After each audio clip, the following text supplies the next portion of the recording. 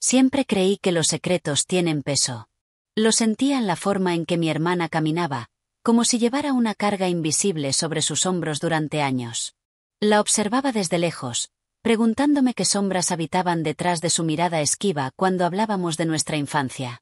Aquella tarde de octubre, mientras la lluvia golpeaba mi ventana como un presagio, llamó para vernos. «Necesito decirte algo que debí confesar hace mucho tiempo», susurró con voz quebrada. No lo sabía entonces, pero esa simple frase marcaría un antes y un después. La verdad, como una bestia dormida durante décadas, estaba a punto de despertar y devorar todo lo que creía saber sobre mi vida. Nos encontramos en aquel café donde solíamos celebrar nuestros cumpleaños de niñas. La nostalgia flotaba entre nosotras, pero algo más pesado también, el miedo. «Lo siento tanto», comenzó, con sus manos temblando alrededor de la taza. «Papá me hizo jurar que nunca te lo diría». Y entonces las palabras salieron como un torrente imparable de revelaciones que transformaron mi realidad en un instante. No éramos hermanas de sangre. Mi origen era una mentira cuidadosamente construida. Habían fabricado documentos, historias, recuerdos falsos. ¿Quién eres realmente cuando descubres que tu identidad ha sido una elaborada ficción? El suelo bajo mis pies se convirtió en arenas movedizas.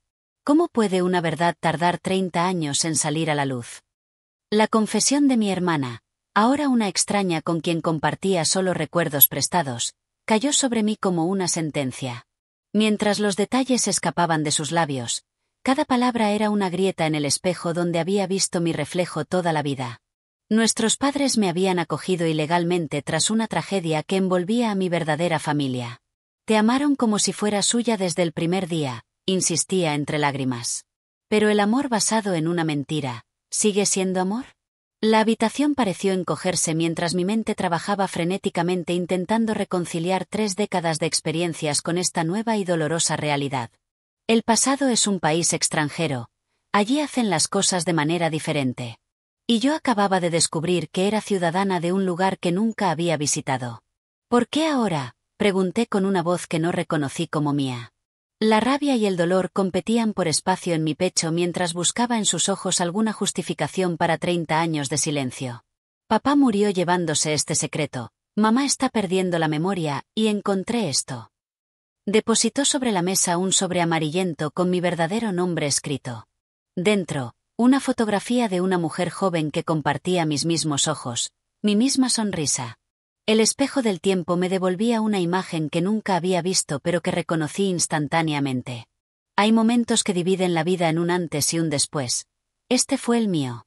La verdad no siempre te hace libre. A veces solo te muestra las paredes de la prisión donde has vivido sin saberlo. Las semanas siguientes fueron un descenso a un infierno personal construido con fragmentos de mi identidad destrozada. Cada recuerdo familiar se convirtió en un interrogante. ¿Quién sabía la verdad? ¿Quiénes habían participado en esta elaborada mentira? La confianza, ese puente invisible entre las personas, se había derrumbado completamente. Dejé de responder llamadas. Me encerré en un laberinto de preguntas sin respuesta. Investigué obsesivamente cualquier pista sobre mis orígenes biológicos. El vínculo con mi hermana, podía seguir llamándola así, pendía de un hilo tan frágil como la verdad. Te lo conté porque merecía saberlo, me dijo cuando finalmente acepté verla de nuevo. Pero a veces lo que merecemos saber es precisamente lo que nos destruye. Confronté a mi madre una tarde de domingo, mientras el tiempo parecía suspendido entre nosotras. Su rostro, marcado por los años y ahora por la culpa, se desmoronó ante mis preguntas. Lo hicimos por amor, repetía como un mantra insuficiente. Pero el amor verdadero no construye cimientos sobre mentiras. La historia completa emergió entre sollozos. Un acuerdo ilegal, dinero cambiando de manos, documentos falsificados, una adopción que nunca existió oficialmente. Mi vida entera había sido construida sobre arenas movedizas de engaños bien intencionados. ¿Qué es más cruel? ¿Vivir en la ignorancia o descubrir que has sido el personaje principal de una obra que otros escribieron? El perdón, ese territorio inexplorado, parecía tan lejano como mis verdaderos orígenes. La verdad tiene el poder de liberarnos o de convertirnos en prisioneros de un nuevo conocimiento.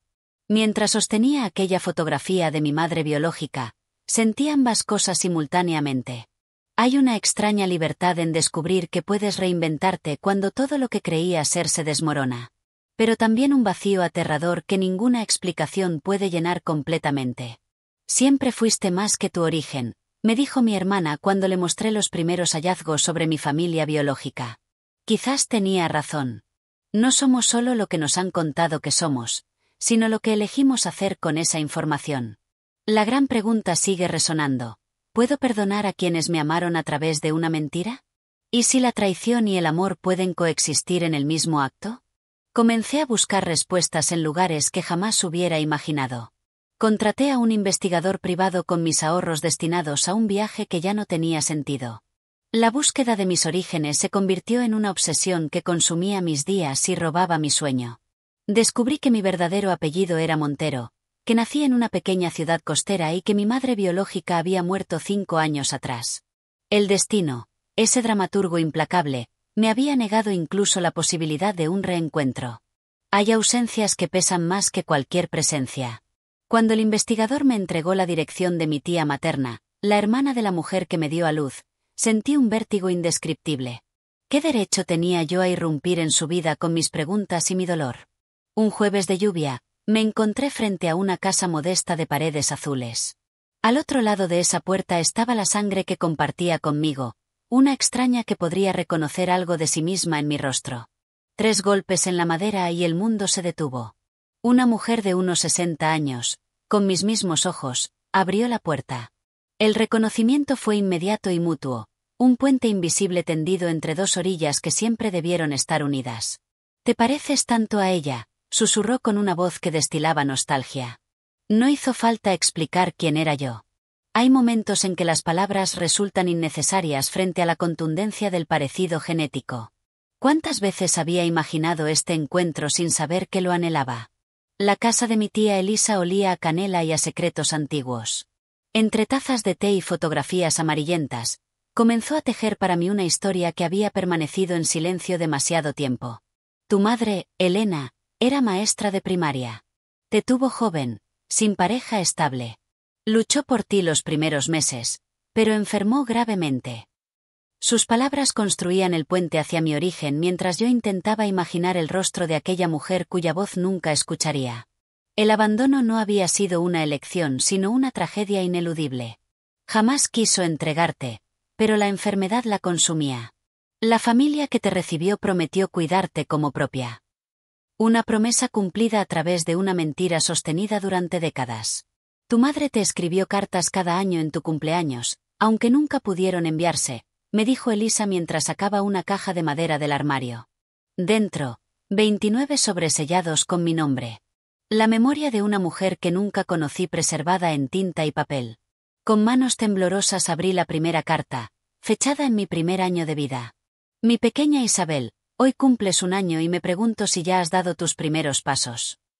La voz de mi madre biológica emergía de aquellas páginas como un fantasma que finalmente encontraba descanso. Las lágrimas nublaron mi visión. Lo que había comenzado como una búsqueda de identidad se transformaba en el encuentro con un amor que había existido en silencio, paralelo a mi vida. Regresé a casa con la caja de cartas, un nuevo apellido y un pasado recuperado a medias.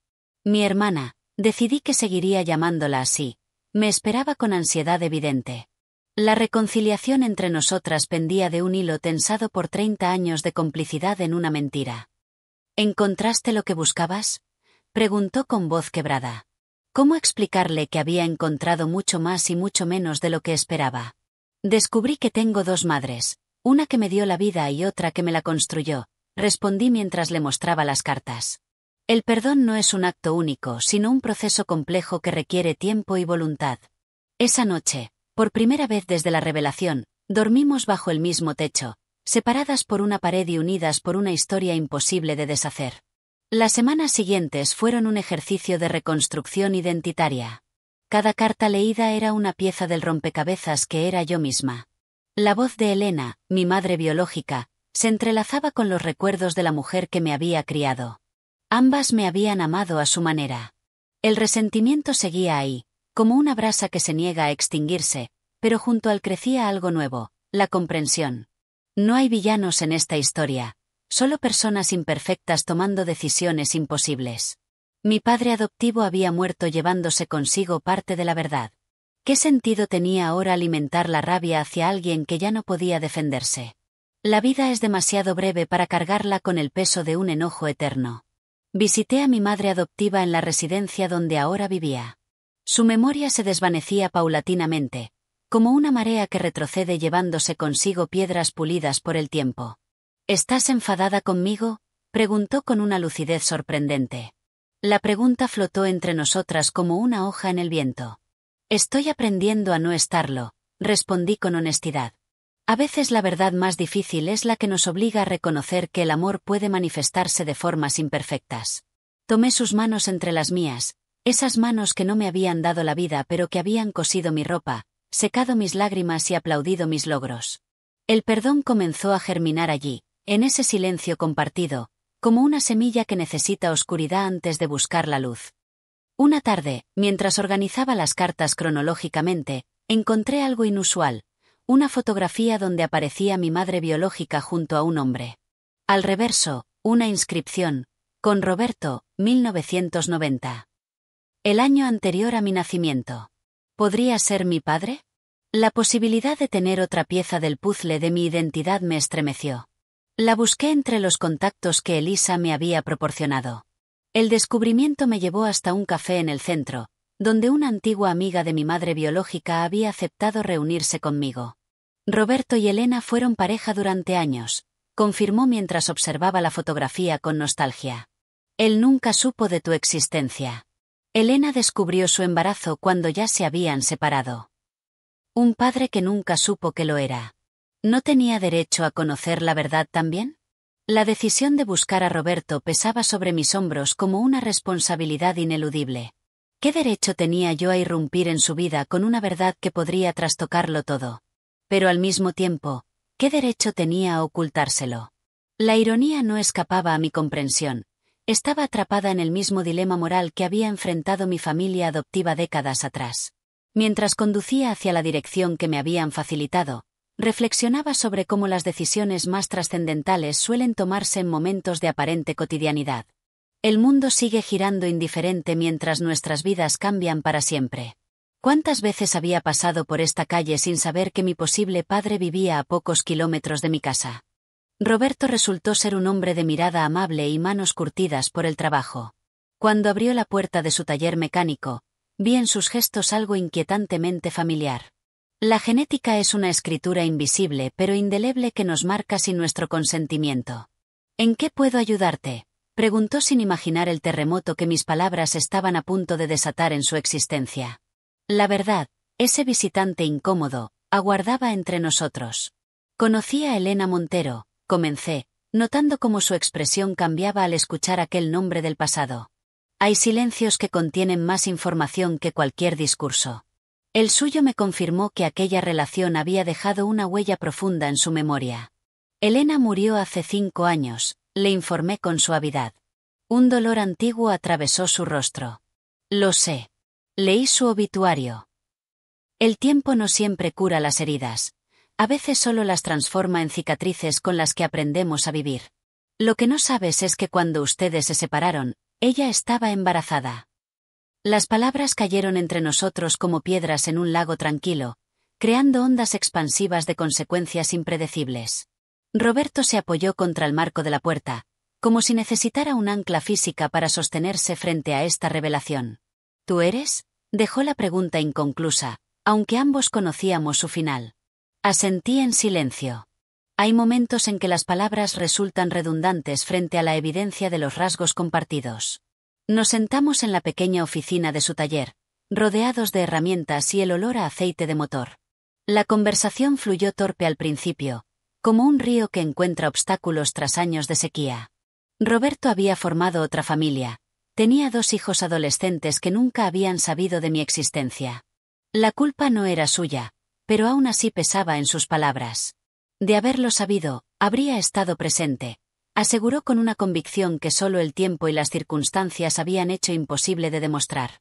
¿Podemos juzgar las decisiones que otros tomaron cuando no teníamos acceso a sus razones? Entre cafés y silencios cargados de significado, Comenzamos a reconocernos en gestos, en formas de hablar, en esa risa particular que resulta ser hereditaria. Tengo 2 hermanos, pensé con asombro mientras conducía de regreso. La familia, ese concepto que creía comprender, se expandía ahora en direcciones insospechadas.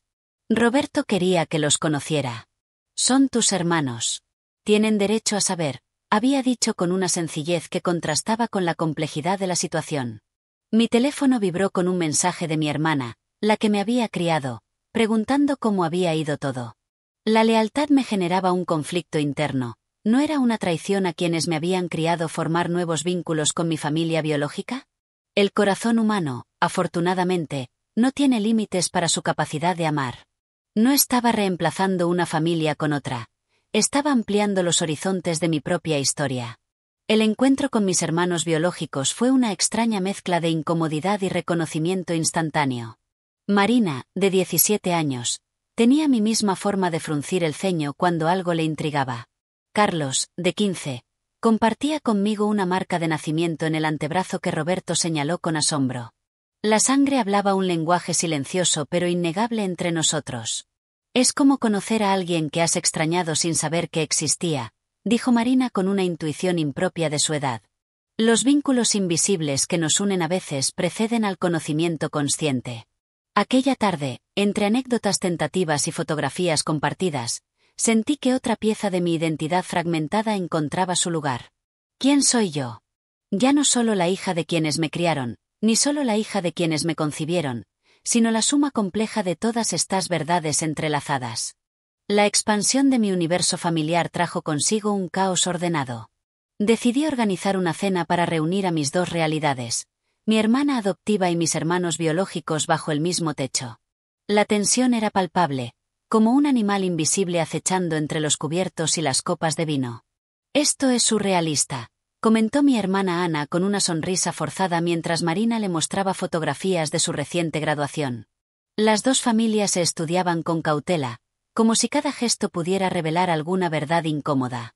Observaba la escena desde una extraña distancia emocional, como quien contempla 2 orillas de un mismo río sin saber a cuál pertenece realmente. ¿Es posible habitar 2 mundos simultáneamente sin traicionar a ninguno? El encuentro se tornó más íntimo cuando mi madre adoptiva pidió hablar a solas con Roberto. Lo seguí con la mirada mientras se alejaban hacia el balcón.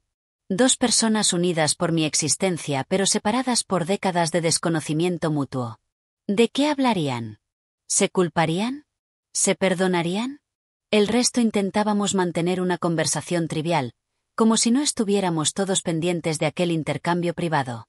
La verdad es que las grandes reconciliaciones no ocurren en estallidos dramáticos, sino en pequeños gestos de reconocimiento humano. Cuando regresaron a la mesa, algo había cambiado sutilmente en la atmósfera. Ambos parecían haber llegado a algún tipo de entendimiento que trascendía las palabras. Tu madre me ha contado cómo aprendiste a montar en bicicleta, dijo Roberto durante el postre, con una mezcla de ternura y dolor por los momentos perdidos. Siempre fuiste valiente, te levantabas después de cada caída. Un recuerdo compartido desde perspectivas diferentes. Ella como testigo, él como oyente tardío de una historia que también le pertenecía. La melancolía se apoderaba de la habitación mientras las anécdotas de mi infancia fluían como un río dividido que finalmente encuentra un cauce común. Me preguntaba cuántas vidas paralelas habríamos vivido si las circunstancias hubieran sido diferentes. El destino, ese titiritero implacable, había orquestado nuestros caminos con una precisión dolorosa. La velada terminó con una calma inesperada. Al despedirnos, Ana me abrazó con fuerza inusual. No te estoy perdiendo, ¿verdad? Susurró con una vulnerabilidad que nunca antes le había conocido. Su pregunta reveló el miedo subyacente, que mi nueva familia reemplazara a la que siempre había conocido. Estoy sumando, no restando, respondí con una certeza que me sorprendió a mí misma. Las identidades no son excluyentes sino acumulativas. Somos la suma de todos nuestros pasados y presentes. Mientras veía alejarse los coches, sentí una extraña paz. El universo había encontrado una forma de equilibrarse después del terremoto inicial. O eso creía yo, ignorante del vendaval que se avecinaba. 3 días después, encontré un sobre bajo mi puerta. Sin remitente, Contenía documentos oficiales antiguos y una nota escrita con caligrafía temblorosa. Hay más en esta historia. Encuéntrame en el Parque Alameda mañana a las 10. La curiosidad y el miedo se entrelazaron en mi estómago mientras revisaba los papeles. Eran registros hospitalarios de la época de mi nacimiento, con inconsistencias evidentes en las fechas. Si estos documentos decían la verdad, la versión que me habían contado recientemente también contenía imprecisiones. ¿Quién estaba detrás de esta revelación? La desconfianza, ese viejo conocido, regresó como una sombra alargada sobre mi recién adquirida paz. ¿Acaso estaba destinada a vivir en un constante desmoronamiento de certezas? Llegué al parque con media hora de anticipación, observando cada rostro con suspicacia. La incertidumbre me corroía mientras esperaba a mi misterioso informante. A las 10 en punto, una mujer de unos 70 años se acercó con paso lento pero decidido. Soy Marta Vidal, se presentó. Fui enfermera en la clínica donde naciste. Sus ojos, cansados pero lúcidos, parecían cargar con el peso de un secreto demasiado tiempo guardado. Lo que te han contado no es toda la verdad. La frase, sencilla pero devastadora, hizo que mi mundo volviera a tambalearse. Hay momentos en que el tiempo parece suspenderse antes de una revelación crucial. Este era uno de ellos. Las palomas del parque levantaron el vuelo repentinamente, como presagiando la tormenta que estaba por desatarse en mi interior. Marta habló con la precisión clínica de quien ha repasado una historia 1000 veces en su mente. Elena Montero no murió de enfermedad natural como te dijeron. Se quitó la vida 3 meses después de entregarte. Sus palabras cayeron como piedras en un estanque, creando ondas de dolor que se expandían sin control. Dejó una carta explicando que no soportaba haberte perdido, pero tu tía Elisa nunca te lo contó. La traición, ese aguijón familiar, volvió a clavarse en mi pecho. ¿Por qué endulzar una historia ya de por sí trágica? ¿Acaso la verdad no era suficientemente dolorosa sin añadirle nuevas capas de engaño? Miré los documentos que Marta me entregaba, el certificado de defunción y la copia de una carta manuscrita que nunca debí leer pero que ahora no podría olvidar. La carta de mi madre biológica era breve pero devastadora. No puedo seguir viviendo en un mundo donde mi hija existe pero no puedo tenerla. La culpa me golpeó con una fuerza inesperada. ¿Había sido yo, sin saberlo, la causa de su muerte? Enfrenté a Elisa esa misma tarde, temblorosa de rabia y dolor. ¿Por qué me ocultaste esto?, exigí mientras arrojaba los documentos sobre su mesa. Su rostro envejeció 10 años en un instante. Quería protegerte, murmuró con voz quebrada. Elena sufría de depresión severa desde adolescente. Tu nacimiento no causó su muerte. Su enfermedad lo hizo. Pero incluso esta explicación sonaba ahora a medias verdades. ¿Dónde terminaba la protección y comenzaba la manipulación de mi historia personal? Con cada nueva revelación, mi identidad se fragmentaba un poco más. Era como mirarme en un espejo roto, donde cada trozo reflejaba una versión diferente de mí misma. Necesitaba alejarme de todos, procesar este nuevo golpe. Alquilé una cabaña en las montañas por una semana, llevando conmigo únicamente las cartas de Elena y la nueva documentación. El silencio del bosque contrastaba con el ruido de mis pensamientos. Allí, entre árboles centenarios que habían visto pasar generaciones de historias humanas, comencé a leer cronológicamente cada carta. La voz de mi madre biológica cobraba ahora una dimensión trágica. Las señales de su desesperación estaban allí, sutiles pero perceptibles, en la evolución de su caligrafía y en ciertas frases premonitorias que antes había pasado por alto. Al tercer día de mi retiro voluntario, recibí una llamada de Roberto. ¿Estás bien? Tu hermana está preocupada. La preocupación en su voz sonaba genuina, como si realmente hubiera asumido su rol paterno a pesar del tiempo perdido. Le conté sobre la revelación del suicidio sin poder contener el llanto. Voy para allá, decidió sin dudarlo. Horas después, estábamos sentados frente a la chimenea mientras le mostraba la evidencia de esta nueva capa de mi historia. Necesito saber si tú también me has mentido, le dije directamente. Su respuesta fue inesperada. Elena intentó quitarse la vida cuando estábamos juntos. 2 veces. No te lo dije porque apenas estábamos conociéndonos.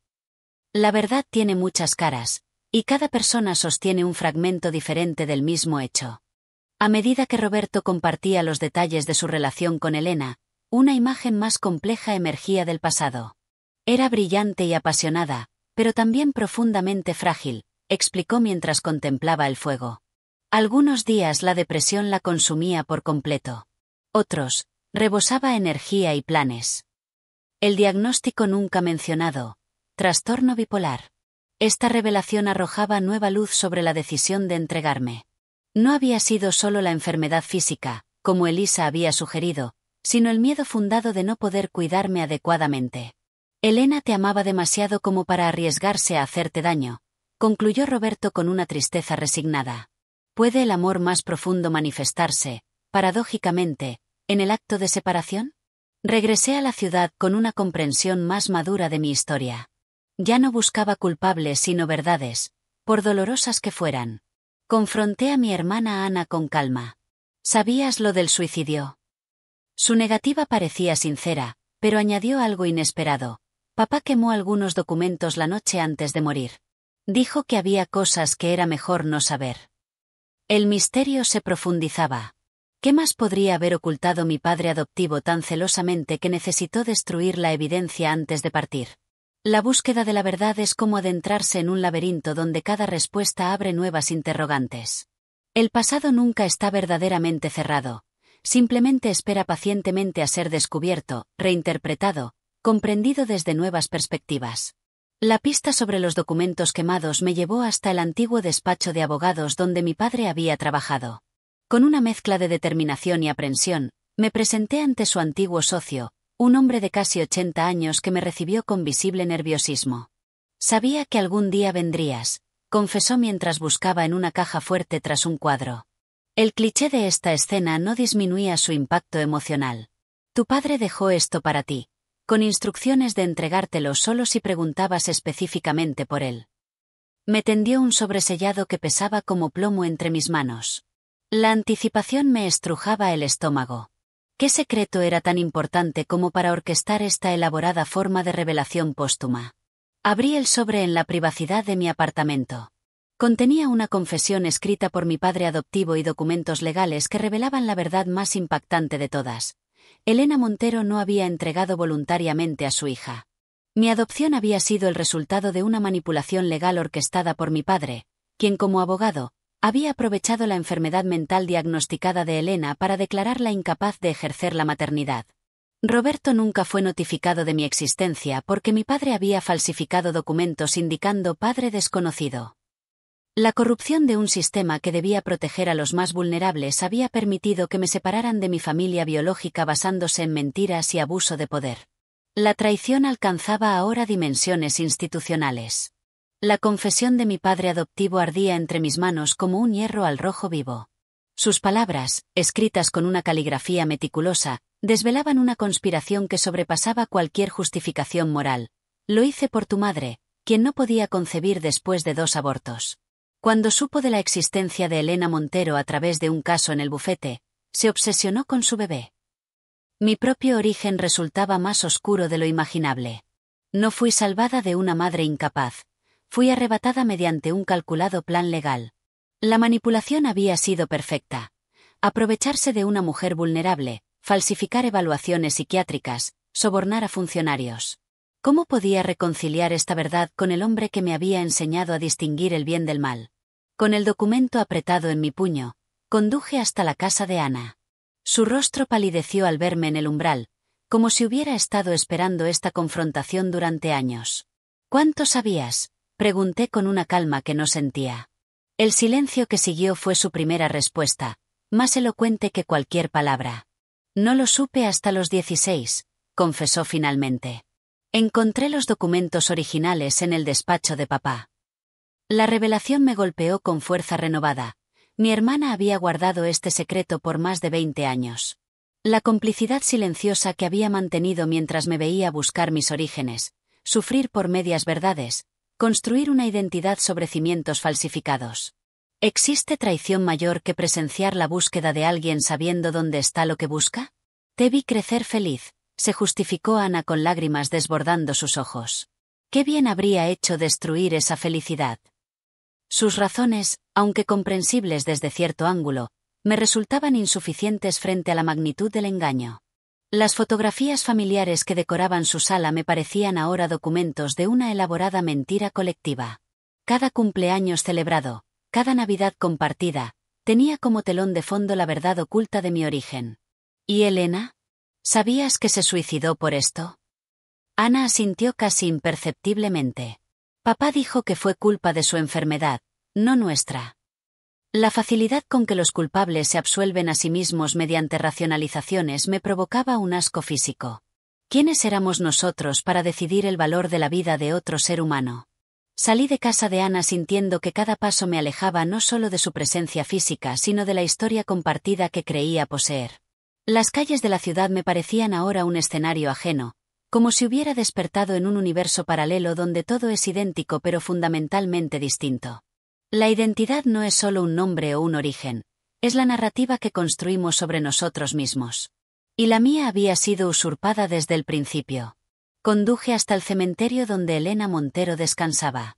Su tumba, sencilla y algo descuidada, contrastaba con el mausoleo familiar donde yacía mi padre adoptivo. La justicia, pensé amargamente, rara vez se manifiesta en la forma en que vivimos o morimos. Hablé durante horas con ella, con esa mujer que apenas conocía pero cuyo ADN corría por mis venas. Los documentos revelaban algo más. Mi padre había continuado monitoreando a Elena después de mi adopción, asegurándose de que no pudiera recuperarme legalmente. Sabía de su depresión, de sus intentos previos de suicidio. La había empujado al abismo monitoreando cada intento legal que hacía por recuperarme. Tu bienestar era nuestra prioridad, escribía en su confesión, como si el fin justificara cualquier medio. Pero la verdad que emergía era otra. No se trataba de mi bienestar sino de satisfacer el deseo de tener una hija a cualquier costo. El egoísmo vestido de amor es quizás la más terrible de las mentiras porque resulta casi imposible de detectar, incluso para sus perpetradores. ¿Puede existir amor verdadero cuando se basa en la destrucción deliberada de otra persona? Reuní el valor para llamar a Roberto y contarle la verdad completa. Su dolor, transmitido a través del teléfono en forma de un silencio prolongado seguido de un sollozo contenido, era el eco del mío propio. Nunca se me permitió ser tu padre, dijo finalmente con voz rota. Acordamos encontrarnos al día siguiente para revisar juntos los documentos y decidir nuestros próximos pasos. Existe un tipo particular de vínculo que surge cuando dos personas comparten una injusticia. No es alegría ni consuelo, sino una determinación nacida del reconocimiento mutuo del sufrimiento. Mientras preparaba los papeles para nuestro encuentro, me pregunté si sería posible construir una relación padre-hija genuina sobre los escombros de una vida que nos fue robada a ambos. Esa noche, mi madre adoptiva me llamó. Su voz sonaba más lúcida que de costumbre, como si la gravedad de la situación hubiera despejado momentáneamente la niebla de su memoria deteriorada. Ana me lo ha contado todo, dijo sin preámbulos. Quiero que sepas que yo no sabía cómo tu padre consiguió traerte. Me dijo que eras una adopción legal. ¿Podía creerle? Las mentiras habían erosionado mi capacidad de confianza hasta tal punto que cada nueva explicación me resultaba sospechosa. Te amé desde el primer momento, continuó con voz temblorosa. Ese amor fue real, aunque sus cimientos no lo fueran. ¿Cuánto vale un amor construido sobre una injusticia? ¿Es posible separar el afecto genuino de sus orígenes turbios? La verdad y el amor raramente caminan en líneas paralelas. Se entrecruzan, se contradicen, se complementan en formas que desafían cualquier moralidad simplista. La mañana siguiente amaneció con una claridad inusual, como si la naturaleza quisiera compensar la turbidez de mis pensamientos. Roberto llegó puntual, con ojeras que delataban una noche sin sueño. Extendí sobre la mesa los documentos que probaban el fraude orquestado por mi padre adoptivo. Podríamos presentar una demanda, sugirió con cautela. Hay estatutos de limitaciones, pero tratándose de un caso de corrupción judicial. La ironía no escapaba a mi comprensión. Usar el mismo sistema legal que había permitido mi separación para buscar algún tipo de justicia tardía. Pero, ¿qué justicia podía haber para una vida ya vivida, para un suicidio ya consumado? Las leyes pueden castigar actos, pero son impotentes frente a las consecuencias emocionales que se extienden a través del tiempo como ondas en un estanque. Decidimos consultar con un abogado especializado en casos de adopciones fraudulentas. Su oficina, austera y funcional, contrastaba con el despacho lujoso donde mi padre había ejecutado su plan. Es uno de los casos más claros de manipulación legal que he visto, confirmó tras revisar la documentación. La posibilidad de un proceso judicial abría ante mí un camino inesperado, la vindicación pública de Elena Montero. No podía devolverle la vida, pero quizás podía restaurar su dignidad póstuma, demostrar que no había abandonado voluntariamente a su hija, que había luchado hasta que el sistema, la enfermedad y la desesperación la vencieron. Sin embargo, este camino implicaba también exponer públicamente la corrupción de mi padre adoptivo, destruir su legado profesional, su memoria. La decisión me mantuvo despierta durante noches enteras.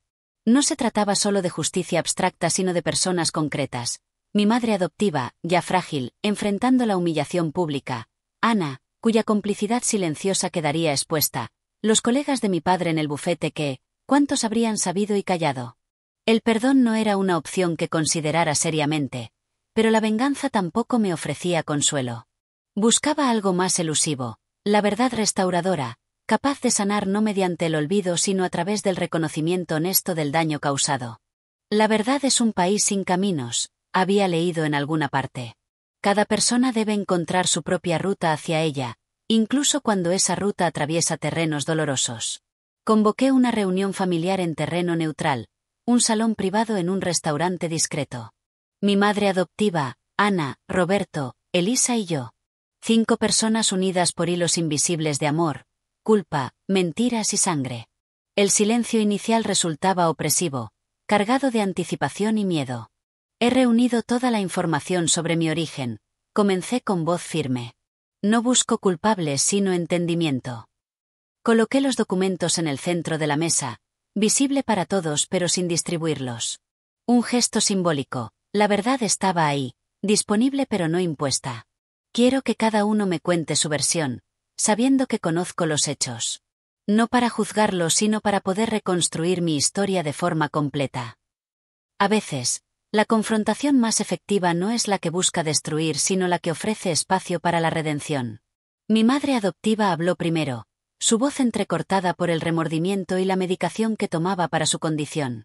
Te deseaba tanto que me volví ciega a todo lo demás, confesó.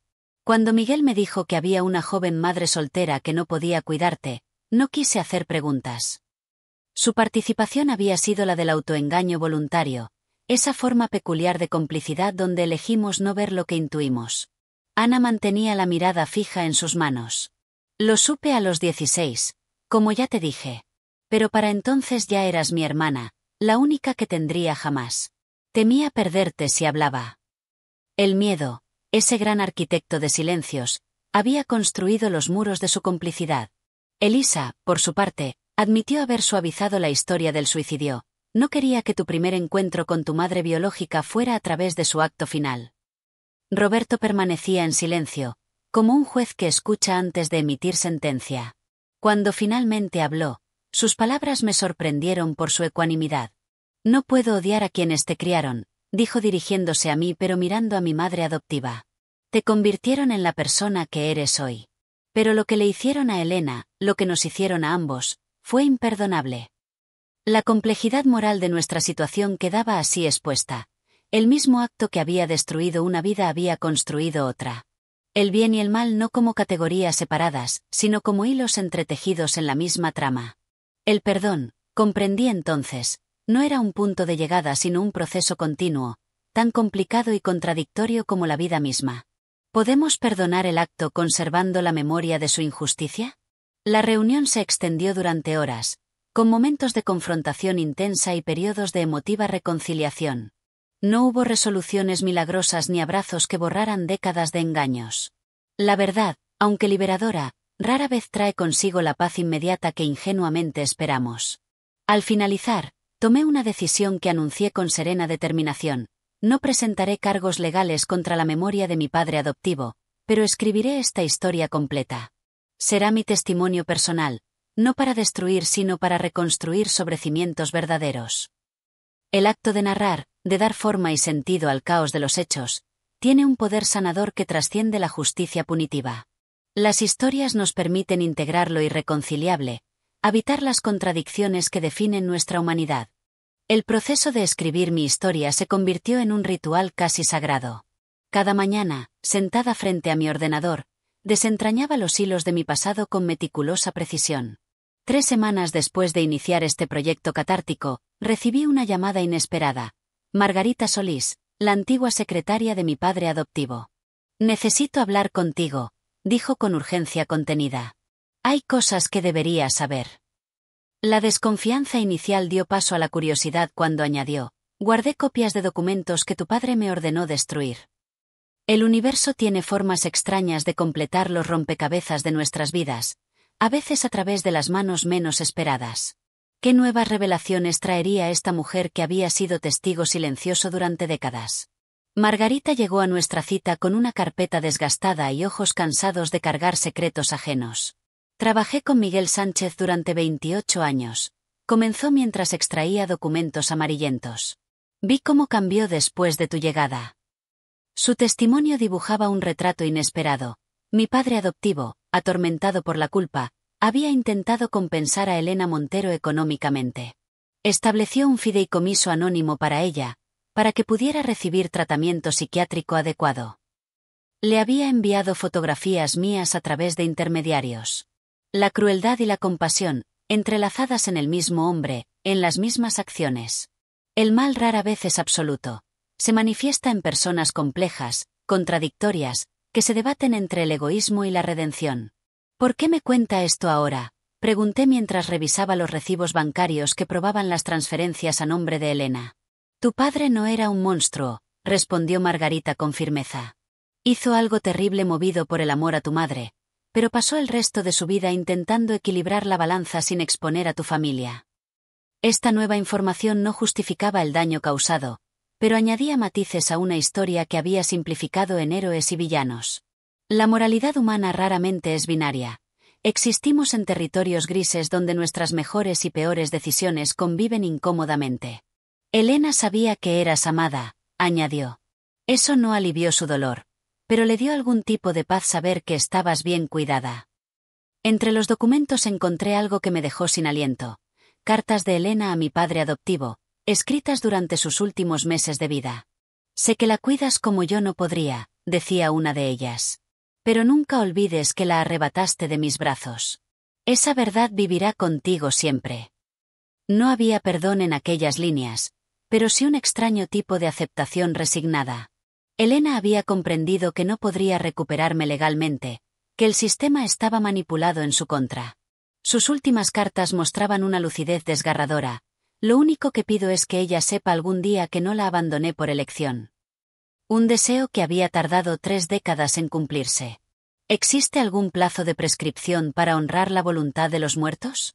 Margarita se convirtió en un puente inesperado hacia aspectos de mi historia que permanecían en la sombra. Me contó sobre las veces que mi padre se había encerrado en su despacho a llorar después de recibir noticias sobre el deterioro mental de Elena. La culpa había sido su compañera constante, manifestándose en insomnio crónico y episodios depresivos que la familia atribuía al estrés laboral. «La última noche, antes de su ataque cardíaco, me llamó a casa», reveló Margarita. «Me pidió que te entregara todo esto cuando fuera el momento adecuado. No tuve el valor entonces, pero ahora sé que necesitas estas piezas para completar tu historia». La redención a veces llega a través de manos ajenas, de personas periféricas que cargan fragmentos de nuestra verdad sin que lo sepamos. Las fotografías que Margarita me entregó mostraban otra dimensión de la historia. Elena asistiendo de lejos a eventos escolares míos, observándome desde la distancia en parques y festivales públicos. Mi padre adoptivo, consciente de estas visitas, había optado por permitirlas en silencio. La compasión y el miedo coexistían en él, explicó Margarita. Temía que ella intentara contactarte, pero no tenía corazón para impedirle verte crecer. Esta revelación me produjo una sensación fantasmal. Había sido observada, querida desde las sombras por una mujer que yo no reconocería al cruzármela. ¿Cuántas veces nuestros caminos se habrían cruzado sin saberlo? La idea de esos encuentros invisibles, de esa conexión silenciosa mantenida a través de miradas no correspondidas, tenía algo de hermoso y terriblemente triste a la vez. El diario personal de mi padre adoptivo, incluido entre los documentos, revelaba su transformación interior. Las entradas iniciales mostraban la frialdad calculadora con que había planificado mi adopción ilegal. Con el tiempo, ese tono fue cambiando hacia una introspección torturada. ¿Qué le diré cuando pregunte por sus orígenes? Escribía cuando yo tenía apenas 5 años. La mentira se ha vuelto más pesada con cada sonrisa suya, con cada vez que me llama, papá. El hombre que había ejecutado un plan impecable para apropiarse de una niña se había convertido, paradójicamente, en un padre que sufría por el futuro emocional de esa misma niña. La paternidad real, con sus vulnerabilidades y temores, había humanizado al estratega legal. No justificaba sus acciones, pero me permitía vislumbrar la complejidad del ser humano que había llamado padre durante toda mi vida. La abundancia de nueva información me sumergió en un periodo de intenso trabajo creativo. Mi manuscrito crecía incorporando estas perspectivas adicionales, volviéndose más complejo y matizado. Ya no era solo mi historia, sino un tejido de múltiples verdades entrelazadas. Roberto leía cada capítulo, ofreciendo su visión desde el otro lado del espejo. Ana mantenía una distancia respetuosa, pero había accedido a revisar la parte que la concernía directamente. La escritura se convirtió en un acto de reconciliación colectiva, un espacio donde podíamos confrontar el pasado sin destruirnos mutuamente en el proceso. Hay heridas que solo sanan cuando son nombradas con precisión, cuando reconocemos su profundidad sin minimizarlas ni magnificarlas. El lenguaje tiene ese poder curativo cuando se utiliza para iluminar, no para castigar. 6 meses después de iniciar este viaje hacia mis orígenes, tomé una decisión significativa. Visitaría la tumba de Elena Montero por última vez, pero no iría sola. Invité a todas las personas involucradas en mi historia a acompañarme. Roberto, Ana, mi madre adoptiva, Elisa, incluso Margarita. Quiero que honremos juntos a la mujer cuya vida quedó entrelazada con las nuestras de formas que ninguno podríamos haber imaginado, les escribí. No todos aceptaron inmediatamente. El miedo a la confrontación, a los sentimientos incómodos que emergerían en ese cementerio, era comprensible. Pero finalmente, cada uno reconoció la importancia simbólica de este acto. No podíamos cambiar el pasado, pero podíamos elegir cómo relacionarnos con él en el presente. La mañana de la visita amaneció con una llovizna suave, como si el cielo participara discretamente en nuestro duelo colectivo. Nos reunimos frente a la sencilla lápida de mármol gris. El silencio inicial parecía infranqueable hasta que comencé a leer en voz alta fragmentos de las cartas que Elena me había escrito. Mi pequeña Isabel, hoy cumples 5 años. Me pregunto si ya sabes leer, si te gustan los cuentos como me gustaban a mí. Las palabras de una madre que nunca pudo serlo realmente resonaban entre nosotros, haciendo tangible su ausencia y su amor. Roberto lloraba silenciosamente. Mi madre adoptiva, sostenida por Ana, parecía haber envejecido 10 años en ese momento. La verdad, expuesta así en su crudeza emocional, nos igualaba en nuestra vulnerabilidad compartida. Coloqué sobre la tumba un pequeño álbum de fotografías que había preparado. Imágenes de mi infancia, adolescencia y vida adulta. Para que puedas ver lo que te perdiste, susurré mientras lo depositaba junto a un ramo de lirios blancos. El gesto, simbólico pero significativo, representaba mi reconocimiento de Elena como parte fundamental de mi historia. La identidad que había construido integraba ahora todas las piezas, las biológicas y las adquiridas, las dolorosas y las felices. Ya no me sentía dividida entre 2 familias, 2 lealtades, 2 versiones de mí misma. La integración de estas realidades aparentemente contradictorias me había otorgado una sensación de completitud que antes desconocía. Somos criaturas capaces de contener multiplicidades, de reconciliar dentro de nosotros mismos las tensiones que parecían irresolubles. Al regresar del cementerio, Roberto me entregó un sobre que había mantenido guardado hasta ese momento. Es tuyo por derecho, dijo con una mezcla de tristeza y orgullo. Dentro encontré el título de propiedad de una pequeña casa junto al mar que Elena había comprado con la esperanza de criarnos allí. Mi herencia, no solo material sino simbólica. El hogar que nunca compartimos, los planes que quedaron truncados. La decisión sobre qué hacer con ella fue inmediata y clara, como si hubiera estado esperando este momento. Transformaría ese espacio en un refugio para mujeres con depresión posparto e inestabilidad emocional que necesitaran apoyo para mantener a sus hijos. Un lugar donde el abandono no fuera la única opción, donde el sistema no pudiera separarlas de sus bebés aprovechando su vulnerabilidad temporal. Elena no habría podido imaginar que su tragedia personal sembraría esta semilla de cambio social. El manuscrito de mi historia se publicó un año después, no como un acto de venganza, sino como testimonio de una realidad compleja donde no hay héroes ni villanos absolutos, solo seres humanos enfrentando decisiones imposibles. Titulado El secreto de mi hermana, narraba sin concesiones el proceso completo, desde la revelación inicial hasta la reconciliación final, pasando por todas las capas de verdad descubiertas en el camino.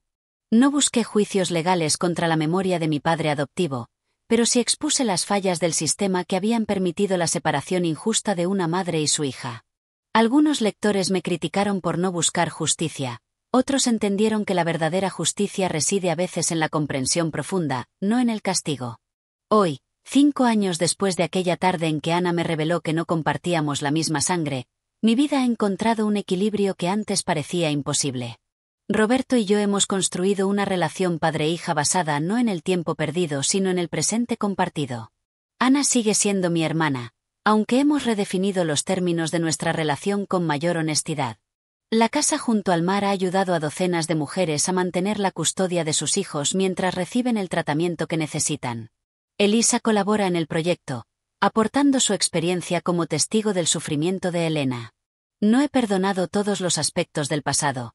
Algunas acciones permanecen más allá del perdón, pero he aprendido a vivir con ellas sin que me consuman. La verdad, he descubierto, no es un destino final sino un camino que se recorre continuamente. Cada día encuentro nuevas formas de entender mi historia, de integrar sus contradicciones en una identidad coherente pero nunca simplificada. Ya no soy víctima de un secreto guardado durante años, ni prisionera de las decisiones que otros tomaron por mí. He reclamado mi narrativa, la he escrito con mis propias palabras, dando espacio a todas las voces involucradas. Somos más que nuestros orígenes, más que las circunstancias de nuestro nacimiento o las mentiras que pudieron rodearlo. Somos también lo que elegimos hacer con esa verdad una vez la conocemos, las personas en quienes decidimos convertirnos cuando finalmente podemos vernos completos, con todas nuestras luces y sombras. Y esa elección, ese acto de autonomía frente a un pasado que no pudimos controlar, es quizás la más poderosa afirmación de nuestra humanidad.